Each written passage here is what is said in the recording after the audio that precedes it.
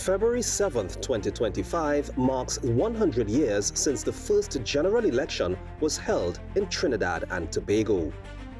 Though conditions of eligibility resulted in only 6% of the population being able to cast their ballots in the 1925 general election, this was the first time the people of the nation had a chance to have representation of their choosing on the Legislative Council, which predates the Parliament. The voting privilege was only made available to persons who owned property in their constituency valued at $60 or more, or those who owned property outside of their constituency valued at $48 or more. Male voters had to be aged 21 or older, while female voters had to be aged 30 or older. Additionally, voters had to be able to prove that they understood spoken English, so this eliminated a large section of the population which still spoke Hindi. Before the elections of 1925, it was the British governor who appointed all 26 members of the Legislative Council.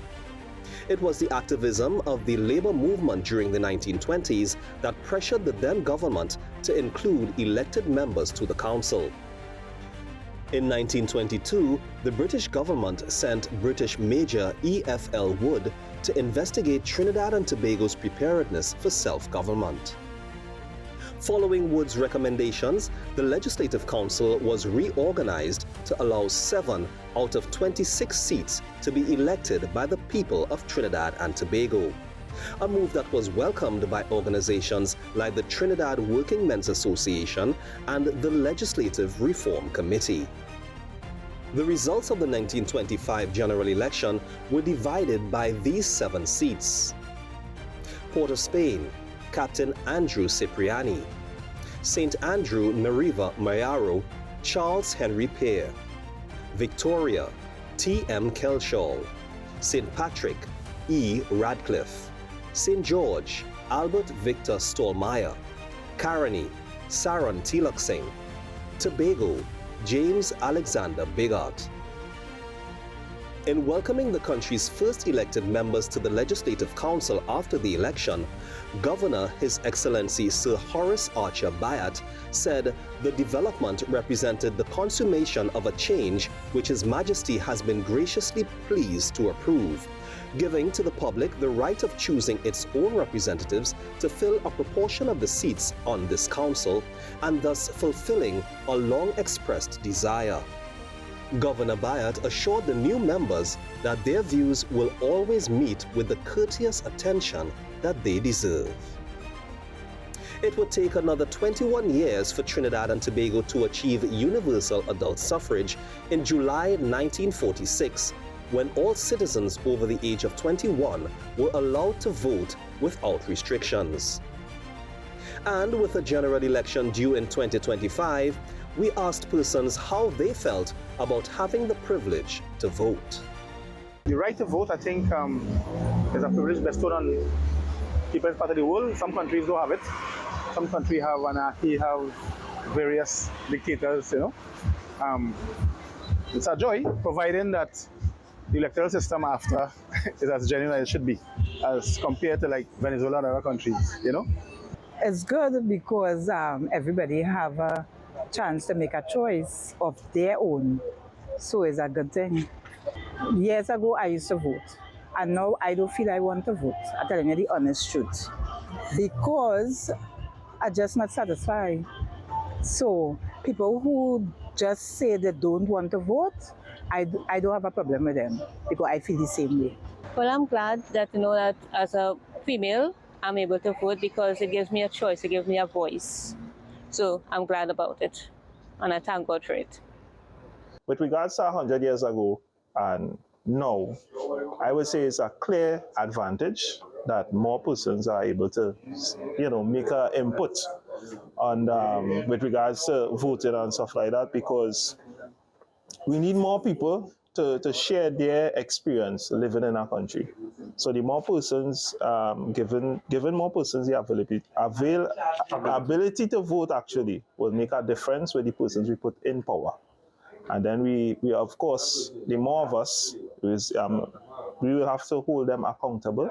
And I feel like accountability is something that we really need to take into respect with what happening nowadays. I believe we have reached a far way of people be having the right to vote. And people, right now, I believe people don't understand the importance of people of your vote. I believe it's your right to vote. And we have reached a long, long way from 100 years to now. So I just want to encourage other people to do study on the other things. Do the right thing, because people die for you to have the right to vote.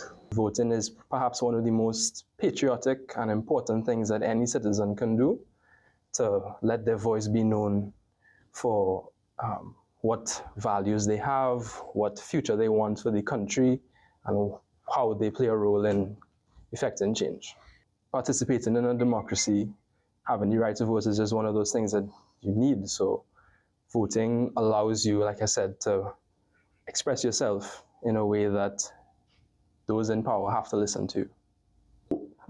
This is 100 years since the first time that people in Trinidad and Tobago, even if not everybody, have had the right to vote. I think the right to vote for Trinidadians and Tobagonians is something not to be taken for granted, because I think it is part of a legacy or a track record that many people are not aware of, but of how fabulously well we have done since independence.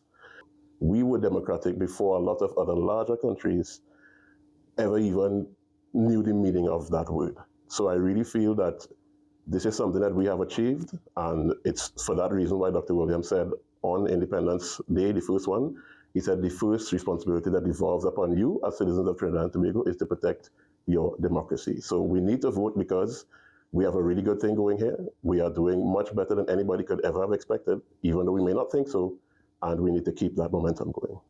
I believe that, one, personal impact. You are able to shape your world, shape your community, shape your country, and even the international arena through casting your vote, staining your finger, letting your voice be heard, letting your opinions be heard, and telling the government this is what we want to see for our future. Beyond that, it's also a way to honor the people who fought for democracy. As a political science student, I like to think about the electorate versus the general population. And voting is the bridge between those two definitions. So as the everyday man, you're walking around, yes, you're a part of our population, you're a citizen of Trinidad and Tobago. But being a part of the electorate, being one of the persons who register and then share their opinion through a vote, gives you a different level of power, a different voice. And I think that's so important, again, in shaping how we want Trinidad and Tobago to look. Why is it important to vote? Look at it this way. If you don't vote, you can't complain. You don't have a say, right? In many places, people fought to have that ability to vote. And over here, we have the privilege to vote, and it's very important to go and exercise your civic duty. And one of my pet peeves, I should say, is that I believe that civic mindedness should be taught from primary school. It is very important to be engaged in the running of your country, because we are the ones who put these persons in power, and we are the ones to make sure that they are accountable for, how the money is spent and for the services that they provide to us. Whoever was responsible for dismantling that barrier to afford me the privilege to be part of a national decision-making process that could affect my life, and not only my life, my family's, my children's life, 5 years and more, because whatever decision is taken or decisions are taken during that, it might be a 5-year process, it has far-reaching consequences. So the ability to vote, it's almost sacred.